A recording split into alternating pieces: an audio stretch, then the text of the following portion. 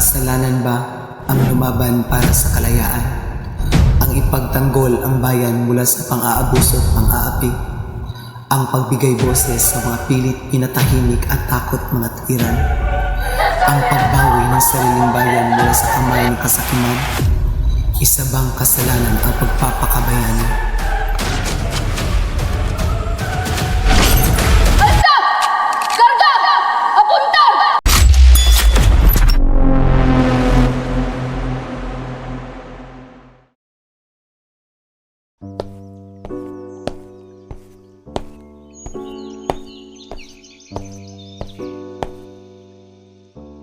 Naakit ang gamo-gamo sa liwanag ng lampara.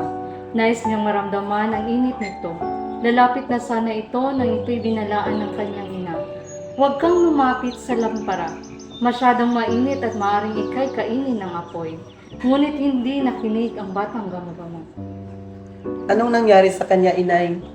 Dahil sa pagkamausisa nito, lumapit ito at natupok ng apoy ang kanyang pakpak na naging dahilan sa kanyang pagkamatay. Kaya Pepe, huwag mong paparisan ang ginawa ng batang gamo-gamo. Makinig ka sa pangaral ng ika'y di mapahamak.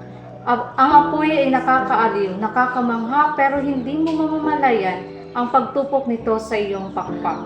Hihilain ka nito pababa, lagi mo yang tatandaan, Pepe. Opo, inay.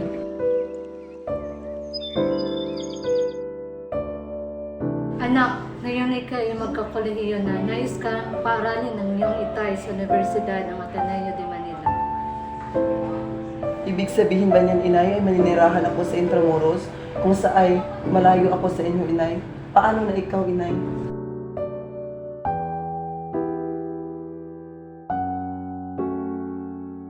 Nais mo ba talaga mag-aral, anak? Ako'y natatakot para sa iyo. Alam mo naman ang kinahantungan ng tulad natin kapag masyado ng maraming nalalaman. Alam ko ang nangyari kina Padre Burgos, inay. Hindi ko makakalimutan ang mga araw na iyon. Huwag kang matakot, para sa atin to. Nagpatuloy ako sa pag-aaral sa Santo Tomas. Kinuha ko ang kursong filosofiya ngunit pinalitan ko ito ng kursong medisina dahil sa namumuong karamdaman ng aking ina sa paningin. Sa kabila ng dilim ay mayroon akong nagsilbing liwanag sa buhay.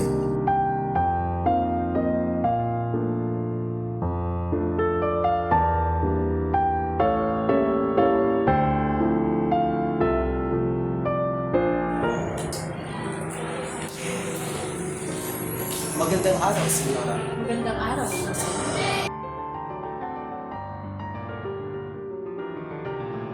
Akala ko ba'y wala nang ikagagandang araw na ito? Totoo nga, kay ganda ng panahon. Kay ganda nga. Jose, ito nga pala ang aking kaibigan na si Sigonda. Sigonda, ito naman ang aking nakababatang kapatid, si Jose. Kinagagalak ko makilala ka, senyor. Mas ikinagagala kong makita ka, Senyora.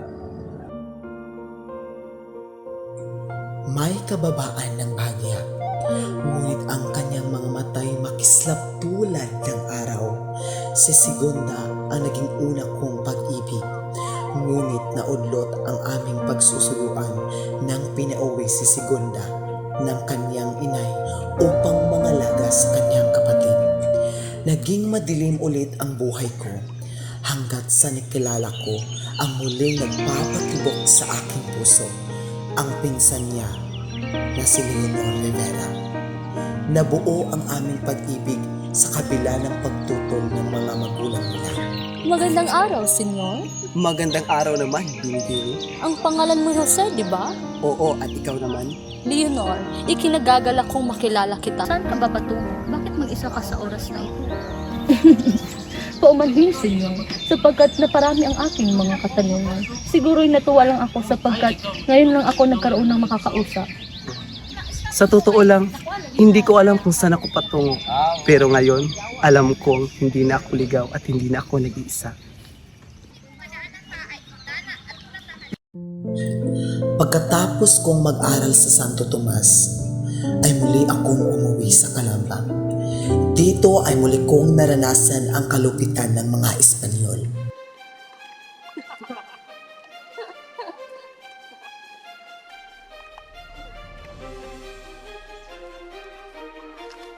Hoy! Magandang hapon sa'yo. Nakalimutan mo ba kung sinong dinadaanan mo? Pamanhin po. Abay, hindi ka marunong rumispeto! Estupido! Nang maranasan ko ang pagmamalupit, inilapit ko ang kaso sa Malacanang. Ngunit hindi ako pinansin. Nalaman kong hindi sapat ang pag-aaral sa Santo Tomas upang maging ganap na doktor. Buo na ang pasak ko. Ipagpapatuloy ko ang pag-aaral sa Espanya.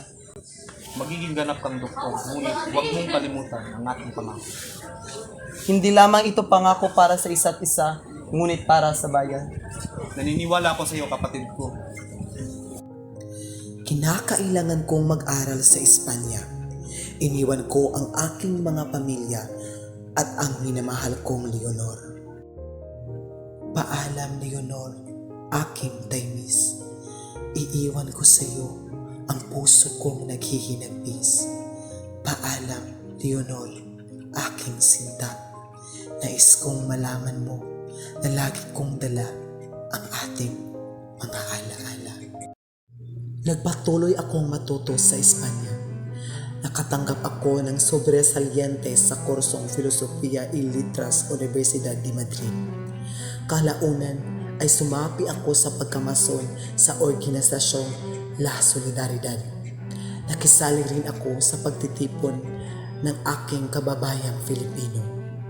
Ano na ba ang nangyayari sa ating bansa? Ganun pa rin. Kailangan na natin kumilos. Ngunit sa anong paraan? Nabalitaan kong nais mong gumawa ng nobela, Senyor Rizal. Napag-isipan ko ngayon. Mayroon na ako nasimulan, pero parang hindi pa ngayon ang tamang panahon para tapusin ito. Kung saan naman ang nobelang ito, senyor?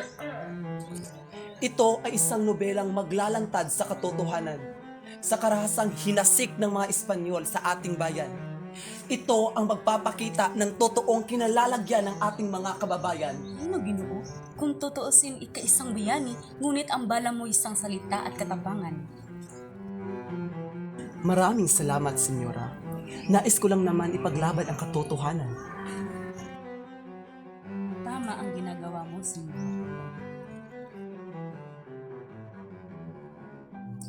Muli kong naramdaman ang anino na bumabalot sa kaluluwa ng makakapal na belo ng gabi. Ngunit may umusbong. Biglang nagpakita ang isang bulaklak. Bakit pa hihilinging buhayin ang mapait na nakaraan kung mayroon nang hihintayin kinabukasan? Iyan lamang ang nasabi ko sa aking isipan. Muli akong nabuhayan nang makilala ko si Consuelo Ortiga.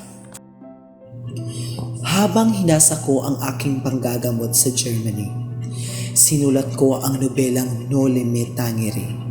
Natapos ko ito sa Berlin sa tulong ng aking kaibigan na si Maximo Viola. Maraming salamat, kaibigan. Ibabalik ko sa iyo ang kabutihan. Ano man, mas nagpapasalamat ako na naging parte ako sa paggawa ng importanteng obra na ito.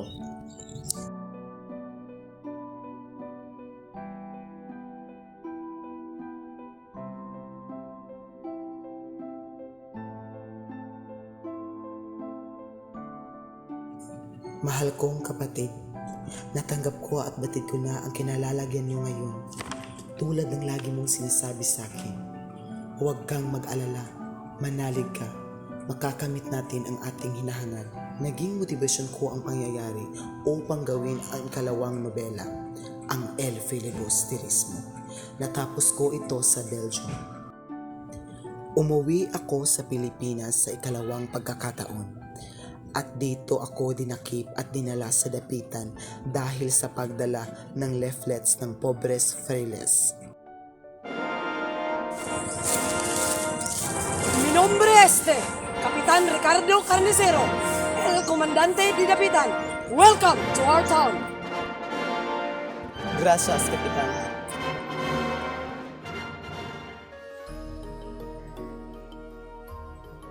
Anong masasabi mo sa lugar na ito, Dr. Rizal? Matahimik. Mapayapa. Wala na akong masabi, Kapitan. maaari kang tumuloy kung saan mo gusto. Maaaring dito sa aking kasa o sa kumbento.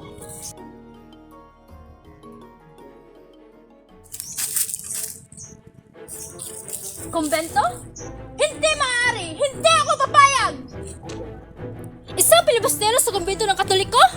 Pagkatapos ng lahat ng sinulat niya tungkol sa Espanya, hindi ako papayag!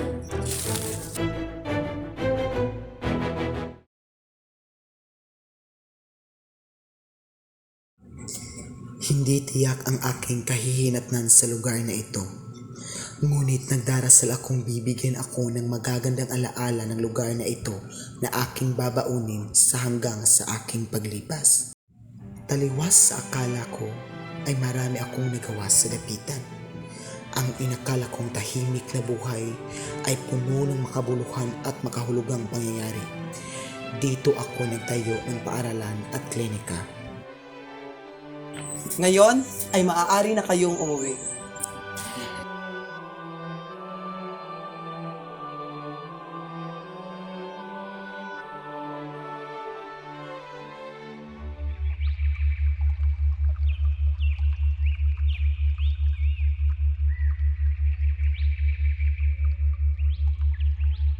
Ang bubuyog ay matalino.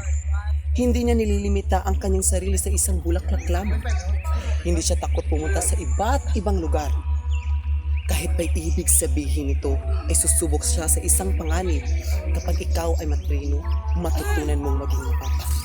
Husilina, nais ko lang malaman mo, ano ba ang sinasabi nila kapag nalalaman nilang ikay aking tinuturuan? Hindi raw totoo ang tinuturo mo, Senyor. Naniniwala ka ba sa kanila, Husilina?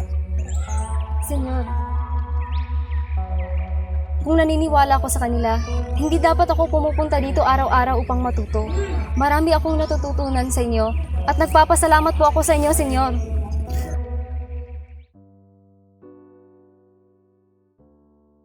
Buenos dias, Dr. Rizal. My name is George Stoffer, and this is my daughter Josephine. I hope you could operate on my eyes. You were referred to me in Hong Kong as one of the best ophthalmologists in Asia.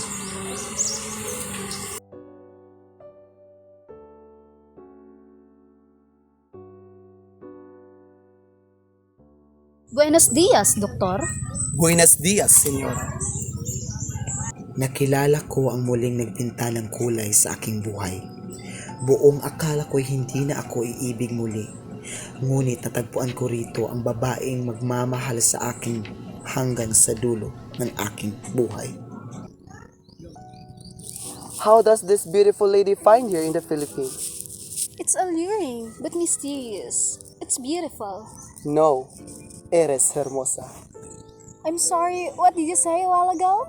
Oh. You need to teach me Spanish. Oh, it's nothing. You know what? They say you're not just a great doctor, but a great teacher too. I love painting, but when my mother died, I lost interest. It's like my world lost its color. I almost became an orphan, but thanks to Mr. Toffer, I found a family. I owe my life to him.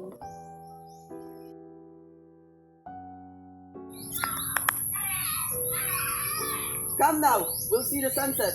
What? I've never seen a sunset before! I guess that this is the best painting you'll ever see.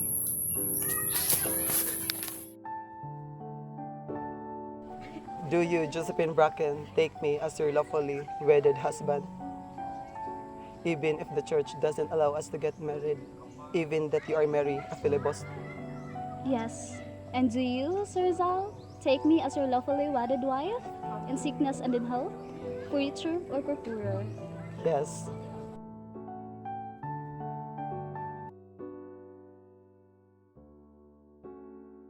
Buenos dias. Rizal created a secret group to protest against us. What? Then you has done enough now. He doesn't deserve to stay here and keep betraying us. Go on, capture Rizal.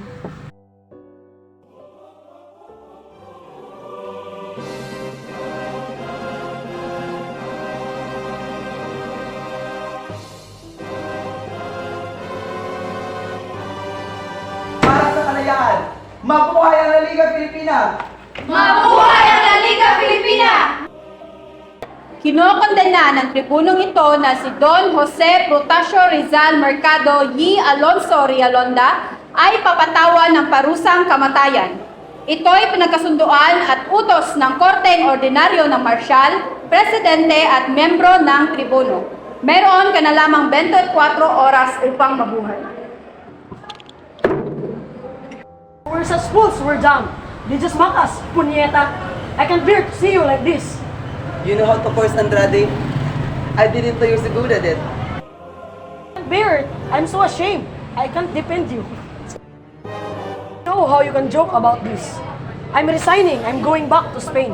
Why? The Spaniard, I am one of them because I wasn't able to help you. Maaari ko bang makausap ang gobernador para maungan niya na nasa kamay ng anak?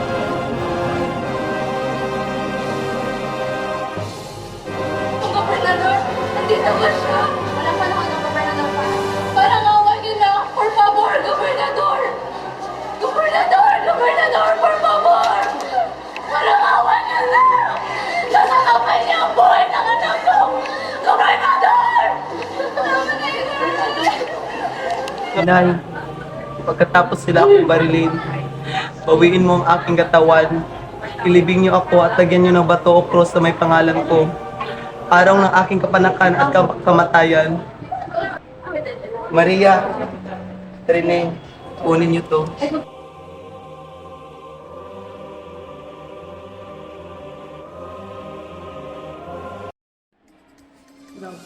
Paalam, bayan kong minamahal, lupa mong sagana sa sikat ng araw. Iding paraiso ang dito'y pumanaw at perlas ng dagat sa may silanganan. Buong kasiyang inihahain ko, kahiman, aba ng buhay kong ito. Maging dakila, may alay rin sa iyo, kung ito'y dahil sa kaligayahan mo. Ang nakikilabang dumog sa digmaan, inihandog din ang aking kanilang buhay.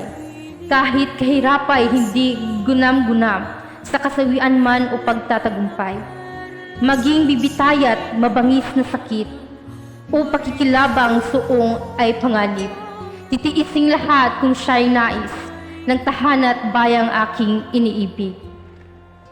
Mamamatay akong sa aking pangmalas, silahis ng langit ay nanganganinag, ang pisngi ng araw ay muling sisikat, sa kabila nitong malamlam na ulap. Kahit ang aking buhay, aking hinahangad, na aking ihandog kapag kailangan.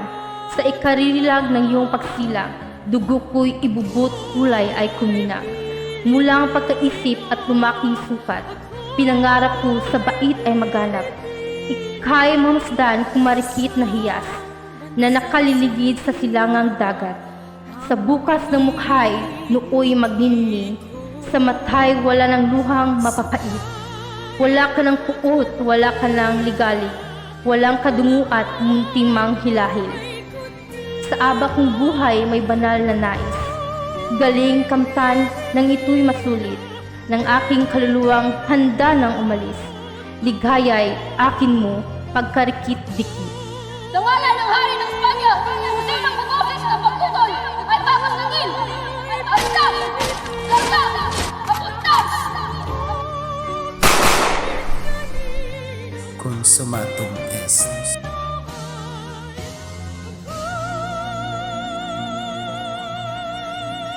At dito nagtatapos ang buhay ng ating pambansang bayani.